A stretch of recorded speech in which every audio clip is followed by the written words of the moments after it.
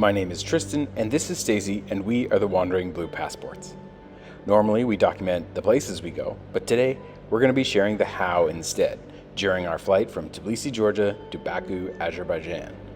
This morning, we are flying with Azerbaijan Airlines on flight Juliet 28230 out of Tbilisi's Shota Rustaveli International Airport on our way to the Heydar Aliyev International Airport in Baku, Azerbaijan, on board one of Azerbaijan Airlines' Ebmraer aircraft. Arriving into the airport, we make our way through a painless check-in, get our bags checked, and head up the escalators to security.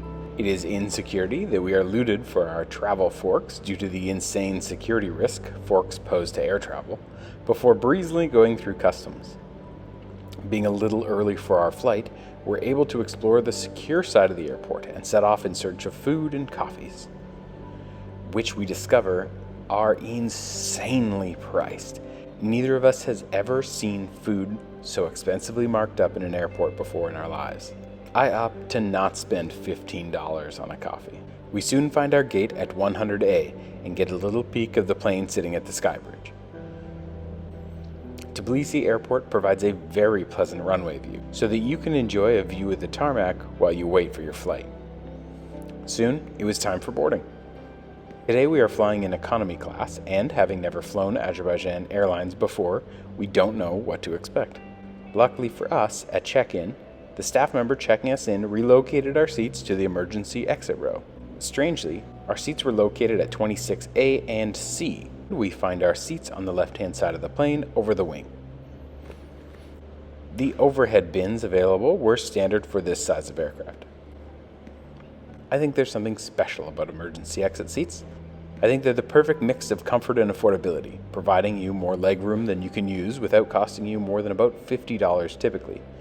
Unfortunately today, I cannot comment on the price of these seats as we were issued them by the airline and didn't have to pay any extra fees.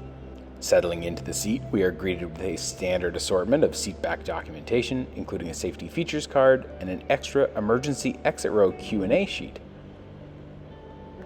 In place of any seatback entertainment screen was a sticker detailing the use of the emergency exit. Interestingly, we didn't receive any in-person briefing regarding the exit operation of the emergency exit door or our comfort with operating it. The seat backs included a standard fold-down tray table and not much else. Unfortunately, no seat included any charging capabilities, but as this flight is only about 1 hour long, that won't typically be an issue. I mentioned earlier about the strangeness of our seat numbers, and wanted to note that the seat count in this aircraft started with the number 14 as the first row. Highly peculiar.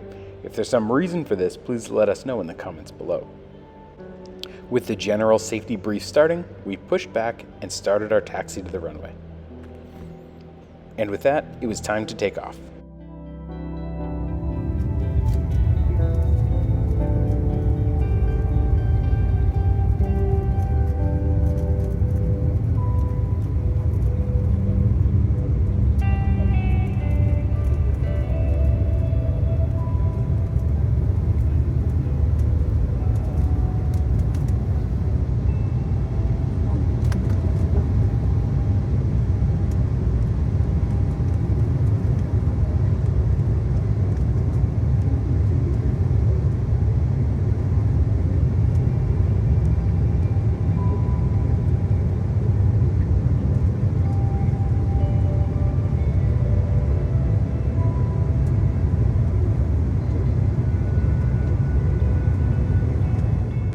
Once at altitude, and with only about 1 hour of flight time, we settled into our seats and prepared to enjoy the views over the Caucasus Mountains.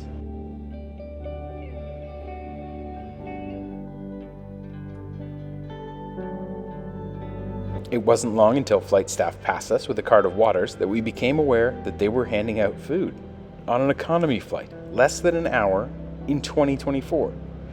Delighted by our travel back in time, we were excited to see what was on offer. We each received a small sandwich and a juice box. We didn't see any other items being distributed, but being such a short flight, a luxury like a choice of food would feel almost ungrateful. The sandwich was a basic turkey sandwich with pickles, a little lettuce, and cheese. While it was far from great, it was included. and more than edible. We were just pleased to have them. The mixed juice box paired well with the sandwich in terms of food expectations and made for an overall fine snack. Before we knew it, the seatbelt sign was turned on, tray tables were to be stowed, and seats unreclined. It was time for our descent into Azerbaijan.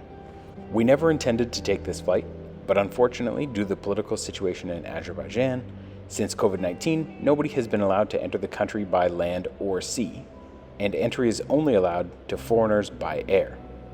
Thus, our train and overland journey was interrupted for this short leg. From our understanding, Azerbaijani citizens cannot exit by any means, so there is some unfortunate political dynamics at play, as Azerbaijan is one of the few, if not the only nations still using COVID-19 as a mechanism for control of its citizens' movement. We are, however, able to leave the country by land, sea, or air.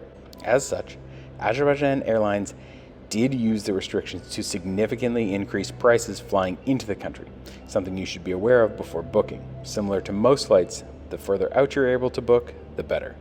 Last minute, they really take advantage of your lack of options. And with that, we're on the ground. A set of stairs is brought to the plane, and we exit right onto the tarmac into a new country and a new adventure. Thanks for watching, and hopefully this has given you a good look into what it might be like flying on Azerbaijan Airlines. Oh, and our bags arrived alongside the plane. That's always nice.